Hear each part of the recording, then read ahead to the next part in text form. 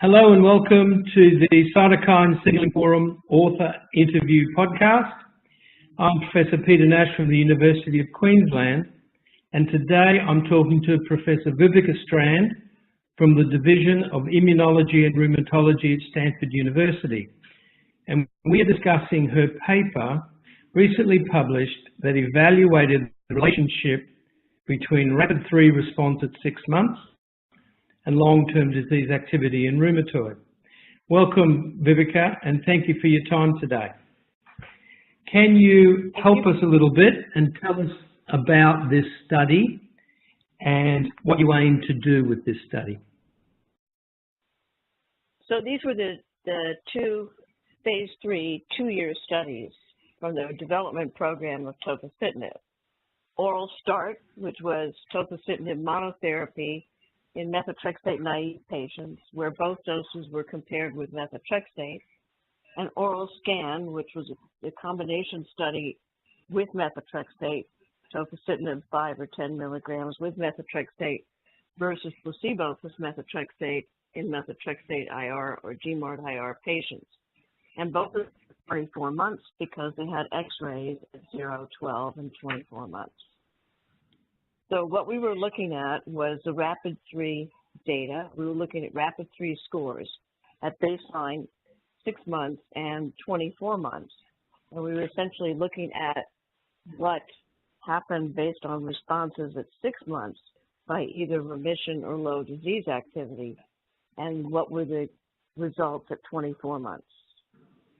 And did you think it was a good idea to mix a study with quite short disease duration, 60% of START were less than 2 years, with SCAN, which sort of had 8 or 9 years disease duration? Did that matter?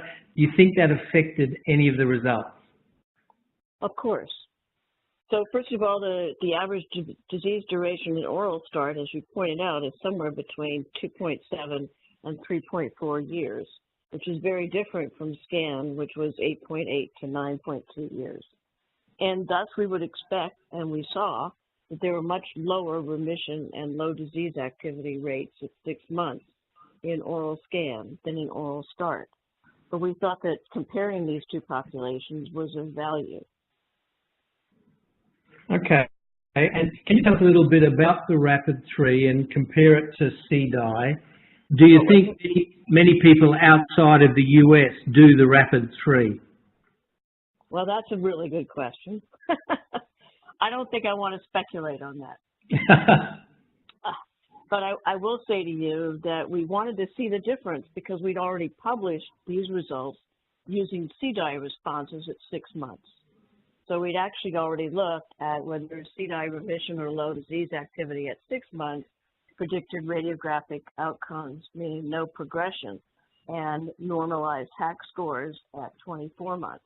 And we saw that, in fact, they did, and that the majority of patients who were in low disease activity or remission at 6 months were in remission even at 24 months in both studies.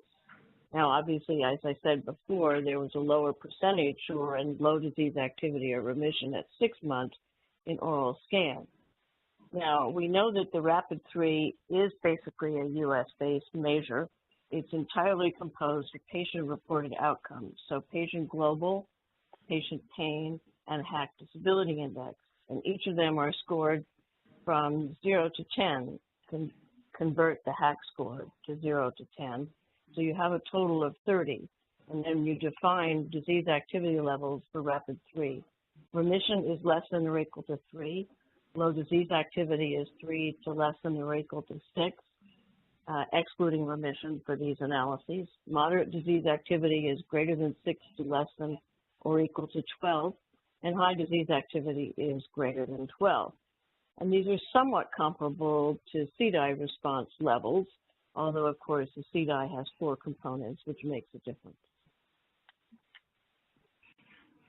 When people criticize rapid 3, they say that HAQ might become increasingly irreversible if you look at long disease activity. Do you think that's a valid criticism? Well, I've listened to this criticism for a long time, but actually I'm not sure that I believe there's such a thing as a damage hack or an irreversible component to hack, because the patients that we see nowadays in trials have actually been fairly well treated even early in their disease. So although I think that the questions in the hack may be less relevant to today's patients, I don't believe that there's such a thing as an irreversible component to the hack. Okay, and the other thing that people say is that there's a somatization comorbidity phenotype. Jerry Curtis published something last year about it, claiming that if there's a lot of depression, fibromyalgia, damage, that, you know, purely patient-reported outcomes will lose some objectivity. What do you say to that?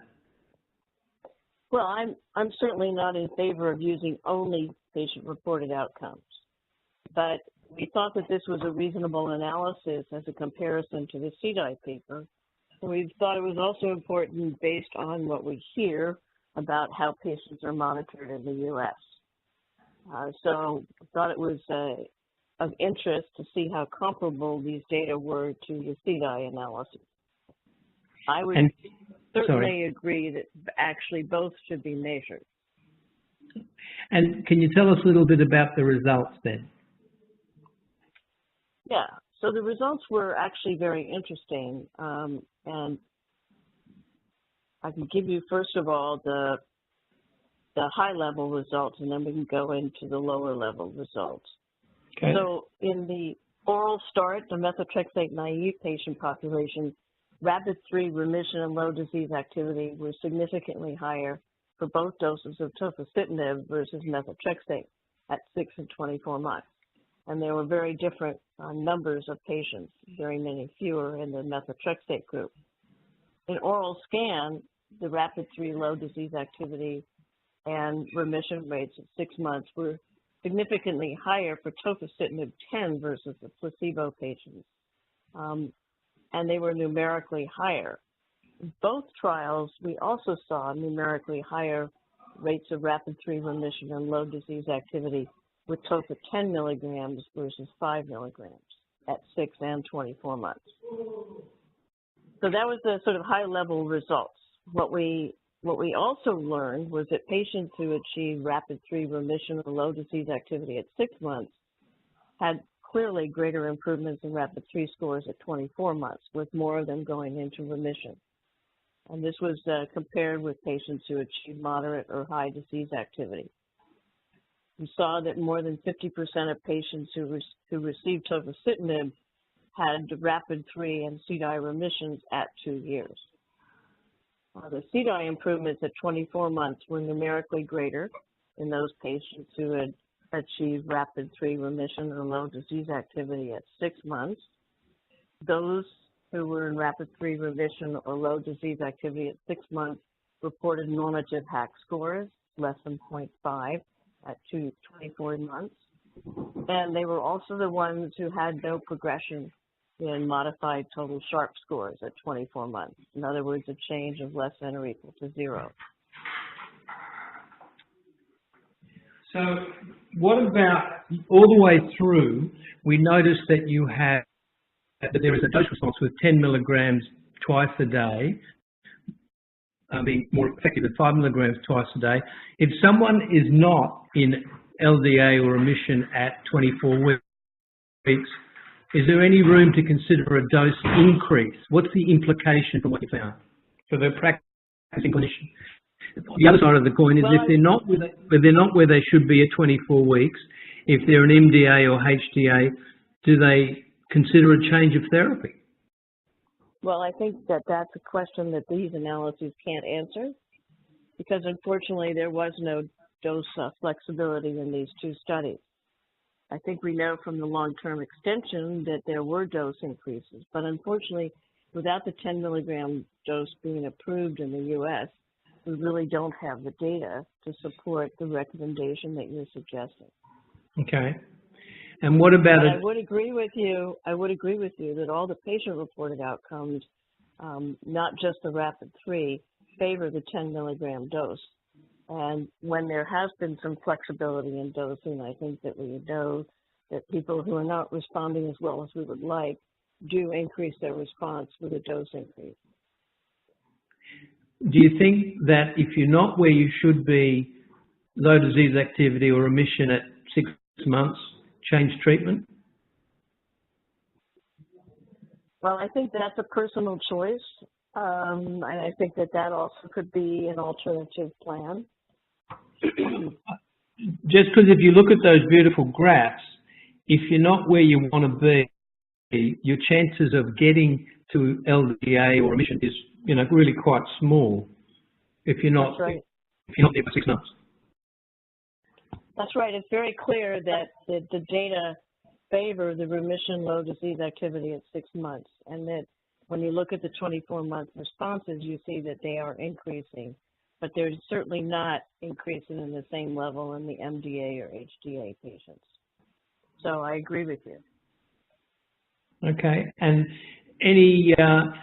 finally, what kind of implications would you tell the clinician from this study? Should we start paying more attention to PROs, which you could leave in the waiting room and make sure they get done? They're simple, they're quick, better than doing nothing, which most clinicians probably do nothing. Yeah, I would agree with that. I think that's very true. And I think that in general, it's very quick to actually score a rapid 3. And what about any other take-home messages from this study? Anything else that you see as a lesson for the practicing clinician?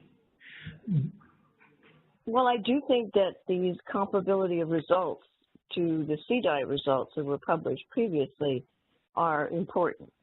So I think that it's supportive of using some type of measure, as you mentioned.